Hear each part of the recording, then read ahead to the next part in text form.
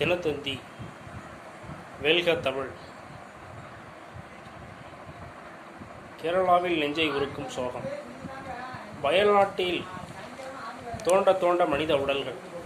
நிலச்சரிவு பலி 256 உயரும். 9 தமிழர்கள் உயிரிழப்பு. மழையால் மீட்பு பணியில் தொய்வு. கல்லூரி மாணவர்களுக்கு மாதம் 1000 ரூபாய் வழங்கும் தமிழ் புதல்வன் திட்டம் கோவையில் 9ஆம் தேதி தொடக்கம். முதலமைச்சர் மு க ஸ்டாலின் அறிவிப்பு. மகிழ்ச்சியும் எழுச்சியும் ஏற்படுகிறது. சென்னை குளத்தூரில் கபாலீஸ்வரர் கலை மற்றும் அறிவியல் கல்லூரியில் பயிலும் மாணவ மாணவிகளுக்கு கல்வி கட்டணம் மற்றும் புத்தக பைகள் வழங்கும் நிகழ்ச்சி நேற்று நடந்தது.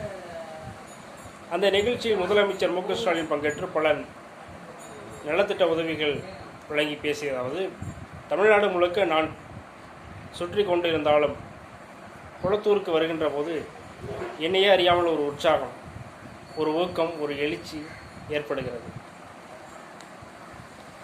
அதுவும் குளத்தூரில் இருக்கக்கூடிய மாணவர்களை பார்க்க வருகின்ற போது அதைவிட அதிகமான அளவிற்கு மகிழ்ச்சியும் எழுச்சியும் ஏற்படுகிறது.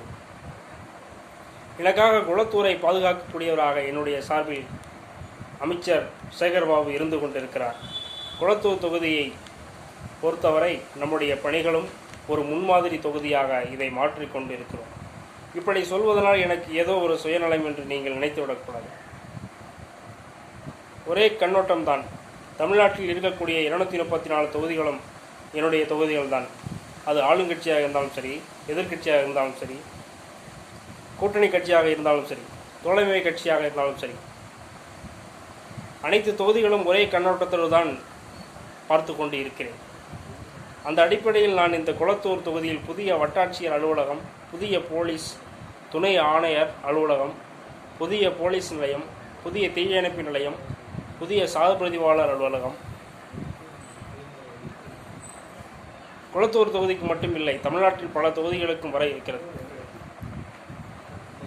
அறிவுத்துறை எந்த விருப்பு வெறுப்பும் இல்லாமல் எதிர்க்கட்சியினர் தேர்ந்தெடுக்கப்பட்ட தொகுதிகளுக்கு முக்கியத்துவம் தந்து திட்டங்களை எல்லாம் நாம் வரிசைப்படுத்தி விரைவுபடுத்தி செயல்படுத்தி கொண்டிருக்கிறோம்.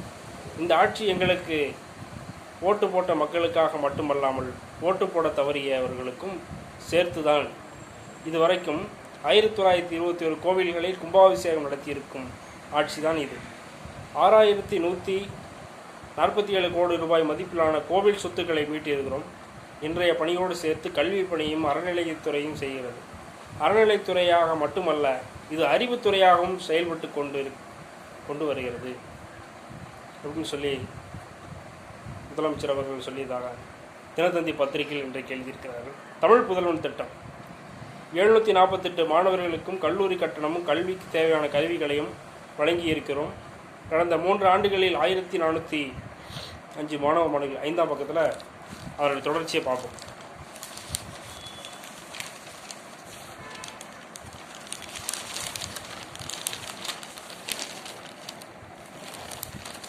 மாணவிகளுக்கும் இதே போல கல்வி கட்டணம் மற்றும் கருவிகளை வழங்கியிருக்கிறோம். படிப்பு இது மட்டும்தான் உங்கள் கவனத்தில் இருக்க வேண்டும். புதுமை பெண் திட்டத்தால் 2,73,000 மாணவிகள் பயன்பெறுகிறார்கள். இதுபோல மாணவர்களுக்கும் 1000 வழங்கும் தமிழ் புதல்வன் திட்டத்தை வருகிற 9ஆம் தேதி கோவையில் நான் தொடங்கி வைக்க போகிறேன். கல்வியிலும் தனித்திறமையிலும் சுவர் இருந்தால்தான் சித்திரம் எழுத முடியும். எனவே உடல் ஆரோக்கியமாக இருந்தால்தான் படிக்க முடியும்.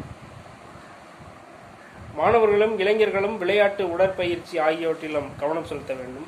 படிப்புடன் சேர்த்து பல்வேறு தனித்திறமைகளையும் தமிழ்நாட்டு மாணவர் சமுதாயம் வளர்த்து கொள்ள வேண்டும் என்ற அடிப்படையில்தான் நான் முதல்வன் திட்டம் தொடங்கப்பட்டிருக்கிறது.